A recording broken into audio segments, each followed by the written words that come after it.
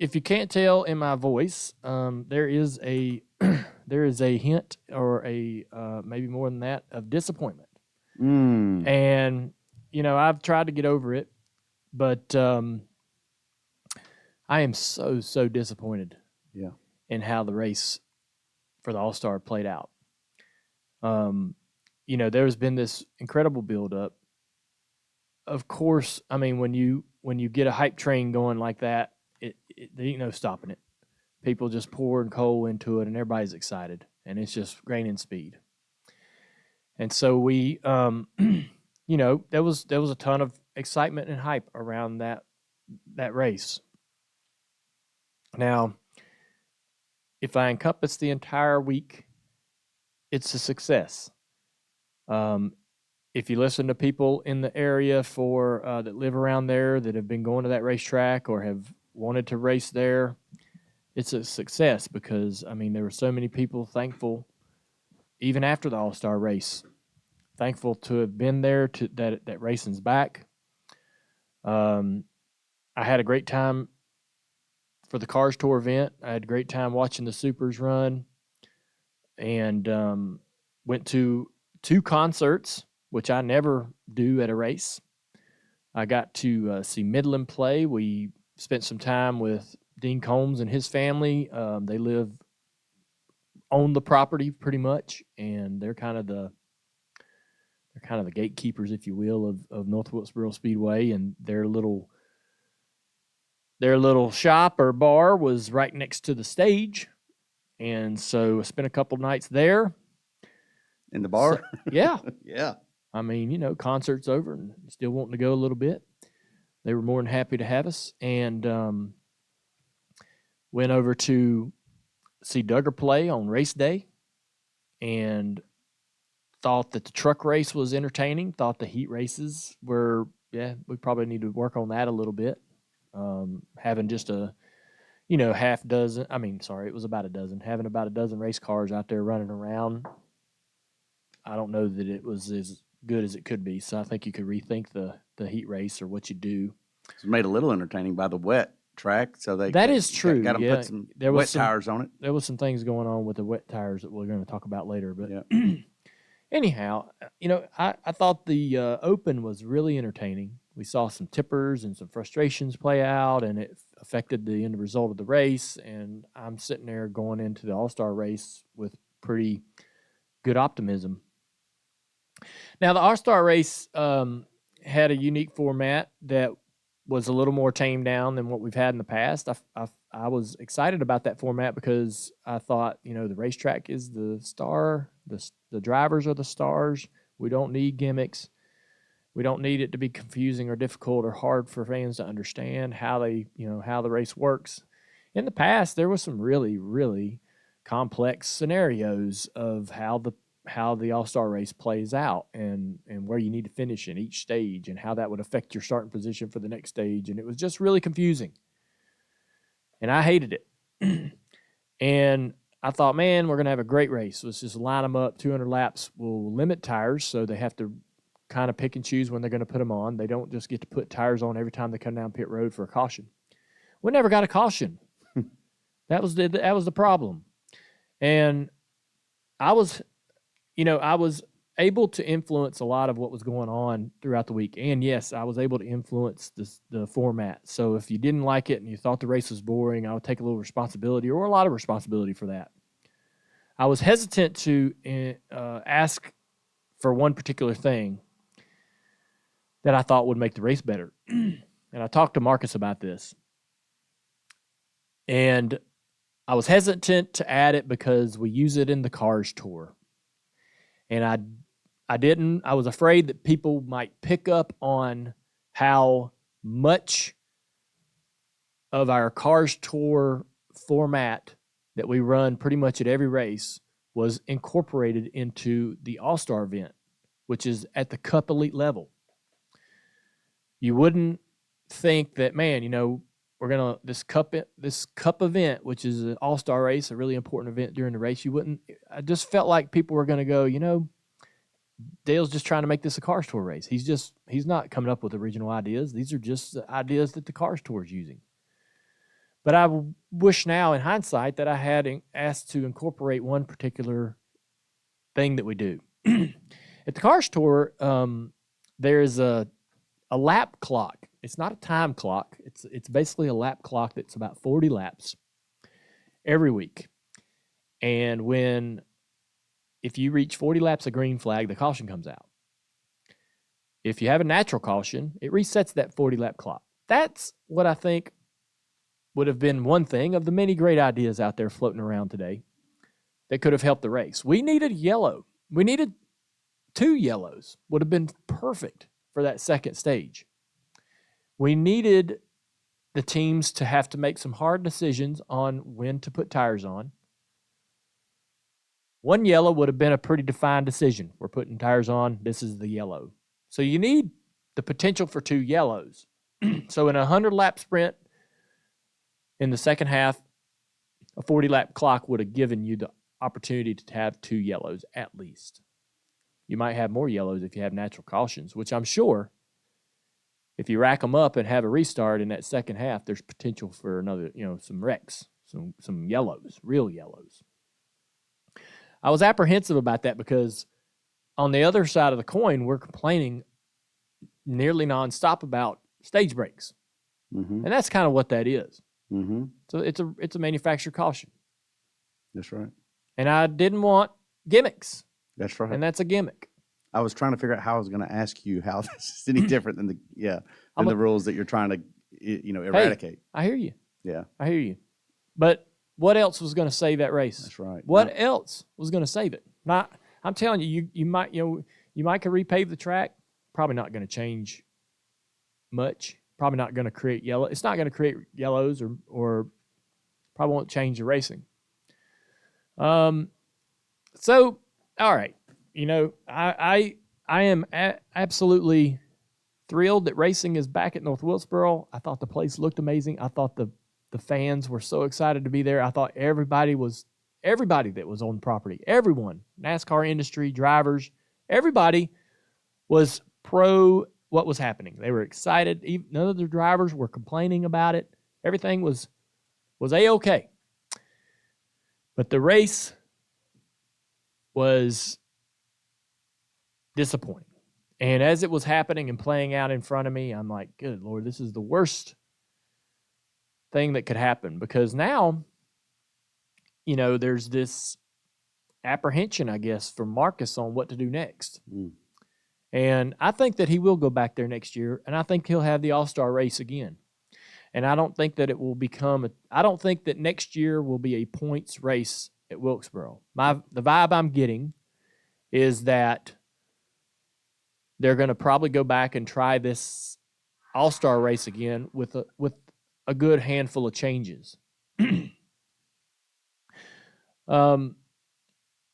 We have had one of the changes that you brought up just now, Mike, was tires.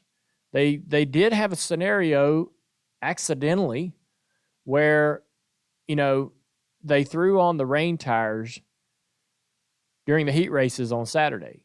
And, the tires wore out. They created some issues. The tires are rain tires, and they're made for road courses. They do not have stagger so that the car can turn left and right. If they built rain tires with some stagger in them, the cars would have handled better. They would have not burnt off the right front tires like Seabell did. We saw a shot on TV where they had tires that came off of Seabell's car and then another car, and the right fronts were completely different. Seabell's was worn to the cords. Plumb out, yeah. Well, if they put a little stagger in the tires and build them purposely for an oval, that would fix some of those issues.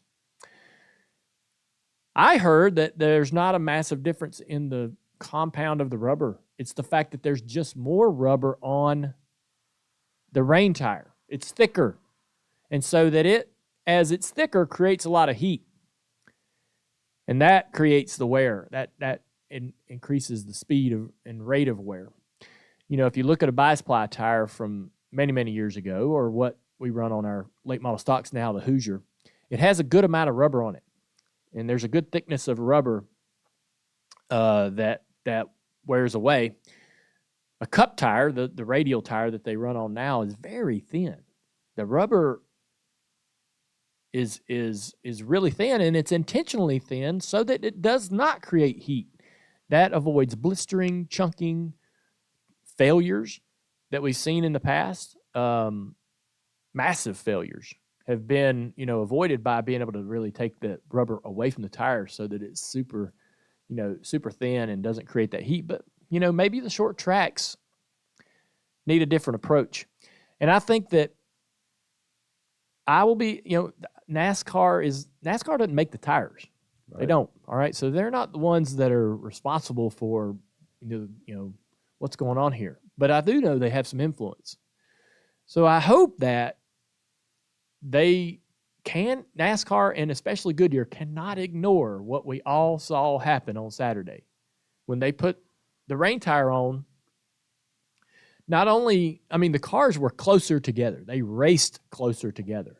So I've talked to 2 drivers, and they said the rain tire provided a lot of mechanical grip. And when you have mechanical grip, you can drive up closer to the car in front of you. When you're relying more on aerodynamics and the grip from aero, then the following car is at a massive disadvantage. And so as they, when they put the tires on, it gave those cars so much mechanical grip or more mechanical grip. You saw them run closer to each other and within striking distance, be able to reach out and make contact that we expect at the short tracks. So I hope that NASCAR and Goodyear, I know that they know what they saw. I know that they know why they saw it. I just hope that somehow this is a catalyst to encourage them to take some risks on what we're doing at the short tracks. It is not just the tire.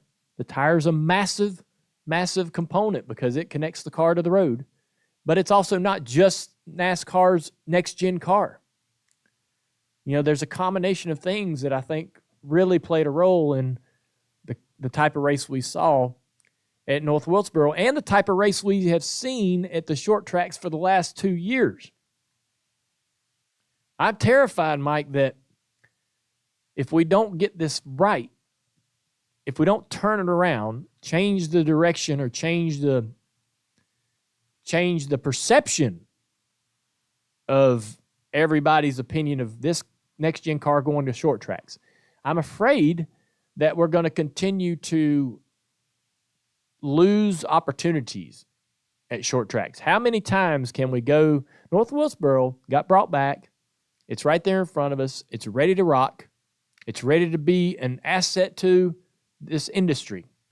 But if we can't get the racing right there, if we can't get the tires and the cars right, how long can that place hang on? How long can a Martinsville hang on? And so, I know that NASCAR understands this. I know that they have tried some changes to improve things on the short tracks, but it's getting a bit more concerning for me, at least. The urgency for me is picking up, and the concern, I'm just worried about it, So I hope that we get a lot more aggressive on what we do to the car itself. And we've been on this very show, man, we have outlined some thoughts and ideas on things they could do to improve the short track racing, right? We've talked about it. They've been pulling downforce off the car. Get more aggressive. Do we need an underbody for this short track racing? Do we need the transfuser and all that stuff underneath these cars for short track racing? I don't think we need that.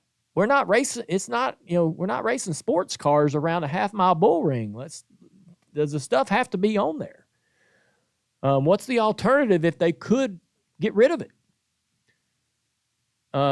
We talked about trying to increase the braking zone and getting harder brake pads or taking braking material away from the rotor itself to be able to make these guys have to lift sooner, the cars not slow down as much, opening up a bit of a passing zone in the braking zone, being able to, charge into the corner and try to outbrake somebody. You saw the tires. Is it less tread on the road? You saw the rain tire was a grooved tire, just like you see on the street. Is that an idea? Is that something we can do? Is actually less tire on the road? Are they willing to build a smaller wheel, smaller tire? Probably not. That's probably very expensive to go re-engineer and design a more narrow tire. So could they just groove the slicks? Is that possible without blistering, chunking, and massive failures? If you have less rubber surface meeting the road, there certainly has to be less grip, more off throttle, more potential for tires to fall away, cars to slow down. They talked about adding horsepower. Everybody's begging for that. Not sure that you could even put down the power they had this past week at a place as worn out as North Wilkesboro, so I'm not sure that horsepower would have made much of a difference to what we saw, but still worth a conversation. There's a lot of things that could be aggressively pursued on the next gen car, but Denny mentioned it on his podcast. If you haven't listened to Actions Detrimental this week, he talks in depth about the tire. I implore you to go listen to what Denny's opinions about the tire are. He's a driver. He was out on the track. He experienced it. And he is not the only one that I've heard this information from. He's not the only one with this point of view that raced in that race this past Sunday. And stop real quick, because is he not saying basically this absolutely can be done? He zeroed in on the tire. He said the tire is there may be multiple things to blame, but the tire right there, there's a lot that we can do right now. And did Goodyear not come out recently saying that, Denny's right? Denny's actually got a good assertion here that the tire can be softer. Am I dreaming that up, or did that happen? I don't know about a Goodyear response, but I do know that Denny has a great opinion about the tire. Yeah. And this is not a new opinion, but I think what we saw on Saturday with the rain tires versus the original slicks helped everyone that witnessed that, casual fan, myself, everybody. It gave us all a clearer picture of the approach that Goodyear could possibly take, or it gave Goodyear an opportunity to really learn and maybe take an alternative approach to what they've been doing to provide tires to the industry. It's I hope that there's a lot of conversation around how to get better, not just for Wilkesboro's sake, for short track racing. It is in our DNA. It is, when we were going to Martinsville with the old car, the car that we ran before the next gen, every time we left that racetrack, I was thinking to myself, if this is what NASCAR could deliver every single week, we wouldn't be able to print enough tickets. Mm-hmm. You had Logano pushing Truex around. You had Denny pushing Chase around. You had Bowman pushing Denny around. Every time we went to that racetrack, we had drama, we had frustration, we had sound bites, we had all kinds of, frustrations that, we don't want. You couldn't sustain that every single week, but it certainly would be nice to have that popping off every other week, or every other week or 2 or 3 weeks in the season, once or twice a month. But our short tracks are dwindling away, and now we're calling tracks that aren't even short tracks just so to say we still got a few. Oh, Phoenix. North Wilkesboro, or New Hampshire, man, we got a couple short tracks left. Yeah, we got plenty of short tracks, man. Charlotte Motor Speed. Sorry, not Charlotte. Charlotte's not a short not track. Quite. Not yet. Hey, it's not Daytona and Talladega, so it is potential down the road for it to be called a short track at the rate we're going. We'll say some road courses have short tracks in parts of it, right? Like turn 3 and 4 is a short track. Short track turn at the road course. Go to turn 1. What are we doing? Track. What are we doing? Short, it's just really frustrating. I'm with you. Oh, listen, we've had a conversation about this several weeks ago. Actually, it's probably several months ago, where short tracks are the identity of NASCAR, of stock car racing, right? Yes. Stock car. Yes. And that's what you're alluding to. It's They simple. are. We're not trying to preach Armageddon here. We're just trying to say, look, there's a bit of an identity tied up into the short tracks. You lose them and we don't race well on them, then you slip into a bit of an identity crisis. There is that concern, but yeah, if we don't race well on them, what's the future for the short track? I mean, it's just concerning. So, the truck race had 12 cautions. There's a lot more inexperience in that truck race, and there's guys taking more risks. And they're worse drivers. I wouldn't say that. Is that not true? No. It's not? They're worse drivers. Than the Cup guys? I mean, you could probably choose your words differently. I just as soon say what's true. That they're not as good as the Cup drivers. I think that's God dang, I'm a driver, Mike. I find that a bit harsh. But I get your point. So they don't have as much experience. They take risks that they probably aren't going to see guys take in the Cup Series. And so yeah, there's a reason why there might be more cautions, but 12-1 versus a truck and all-star race. I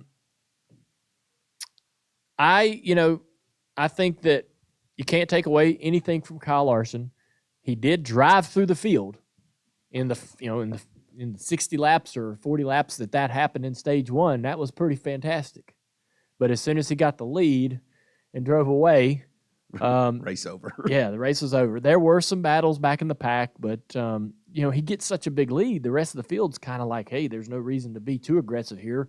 We're battling, we're fighting against somebody who has a half a track lead. I'm not going, I'm not, they're the Cup guys know how to measure risk assessment, and as Larson starts to dominate, the necessary, the risk taking goes out the window. There's no reason to take a risk when you're just going to push somebody out of the way for second place, and then you're still 15 seconds behind the leader. They're not going to tick each other off for that. Anyways, hey, can I ask you a question? You're taking this pretty hard. I am, man. It bothered the out of me. You're taking this hard, and I want to go back to the beginning because I'm not sure even I understand. So I don't know if the listener does, but you're taking responsibility for it because why? Did you meet with NASCAR? How much influence did you have on the format of this? All of it. And so how does that work? They came to you and asked that, or you went to them? So this is how it works. Marcus puts the race on. Marcus gets to choose the format, and of course NASCAR is going to say, yeah, that works for us. They're not gonna, NASCAR would prefer that the track and I believe I don't know this to be true. I haven't talked to NASCAR. They haven't told me this, but as the process is going, this is my impression. NASCAR would just provide. NASCAR would. They would prefer that the track owner and his team come up with all of those things because that takes them out of the criticism for it, right? And I think we've known that over the last 2 decades, Marcus and his group have had a huge influence on the format. They are the ones that come up with Marcus and network television, right? Network television is like, hey, man, that last format was good. Let's do that and add a little this and that and the other. Let's change it up to keep it new. Oh, man, that last format wasn't good. Let's completely wipe the slate clean and let's do something completely different in a whole nother set of, of gimmicks. And so the network influences it a lot. But, Marcus asked me my thoughts. I said, I hate the gimmicks. I don't want no more. I don't want a race full of gimmicks. And I don't want anything to cheese up what Wilkesboro could be. And I thought, we're gonna do something very basic. I hope that the tires, being limited would create some strategy and some comers and goers. It did do that in the first stage. Guys came down pit road at that first yellow, put tires on, and One of them drove through the field and ended up dominating the race. We didn't get a yellow that we needed in the second half of the race. That was the problem. Yeah. We needed a yellow, and it never came. And had that yellow come out, it would have really probably changed some people's strategy. Some people would have thrown Hail Marys. Maybe everybody comes and get tires. I don't know. But, yeah, anyways, I told Marcus what I thought the format should be, and it was like 95% what I told him I thought the format should be. And so, yeah, I mean, if I'm being honest here, I feel like that if you hated the format or thought the race was boring and you felt like the format was responsible, I had everything to do with that.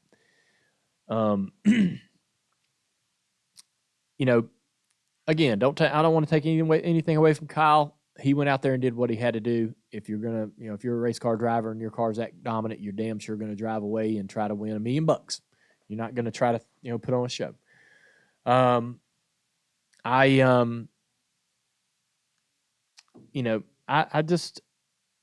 woke up Monday and I was happy about a lot of it, but I was still having a hard time, dealing with how the race didn't deliver.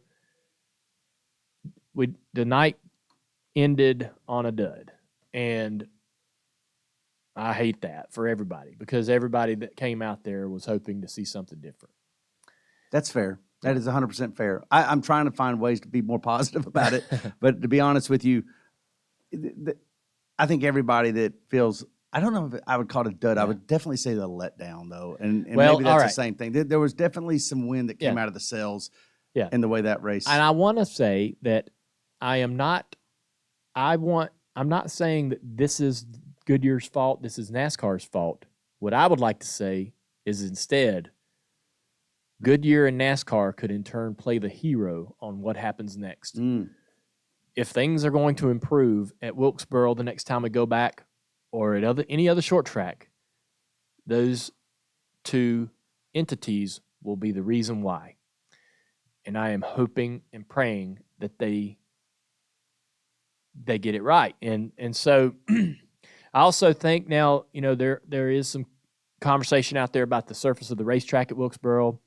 Denny thinks, they might as well just go ahead and repave it. I can take it or leave it. I mean, if they want to try another race on the worn out surface, I do think that they need to try to improve the outside groove a little bit. The inside groove in turn 3 and 4 has a little sealer down there that has a ton of grip. And so if you're Larson. If you're outside of that, and nobody could run around the outside of 3 and 4 and not lose 2 or 3 spots every time. Right. If they got moved off the bottom, they lost several spots. And so I think that, they could either apply some sealer to some of the cracked areas up in the top groove to allow that outside groove to gain a little grip, or repave the whole track. It doesn't matter to me. I'm not as steadfast about the surface as I was coming into the first race. Either way, it's a year from now till then. There'll be a lot of ideas thrown at the wall to see what see what works and what doesn't work. And that's it. I mean, I don't know what else to say about it. I had one of the best times I've ever had at a racetrack in terms of being entertained, but none of it had anything to do with the actual race. Yeah. Or the main event, I guess I should say.